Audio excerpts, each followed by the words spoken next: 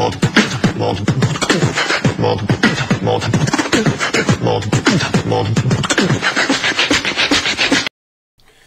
folks, Steve here. This is the first video in my Android user's guide, and I suppose there's no better place to start than by opening the box of this new Galaxy S4, Samsung Galaxy S4. It's just arrived and it comes in this nice sturdy box, which so far as boxes go, it's, you know, it's not as nice as the iPhone box, but there you go, it's what's inside that counts. Just one interesting point, which is it comes with this little security sticker on the end which says if this seal is broken, do not accept. So just check that whenever, if you've bought a new one, just check that that's intact, and obviously that the seal is intact on the other side. Let's get it open. Ooh, this is exciting. Oh, fantastic. Look at the size of that. Now, just as a comparison, I will show you the Samsung that I have been using and the iPhone, and to be quite honest, this, provided it functions as well, it's lighter and it's bigger.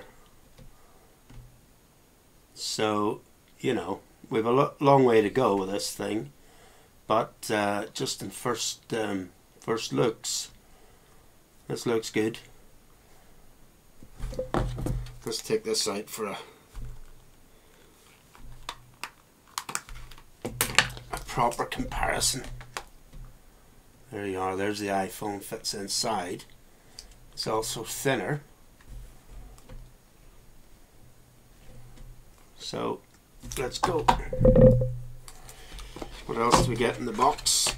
We open this up and we've got a lot of quick start guide and handbook and guarantee, and then in there we obviously have the charger and charger cable, which obviously also connects it to your computer, and a little plug which seems to be adaptable. We'll work out how that works in a moment. And earpieces. Now, I've just noticed these are the good ones.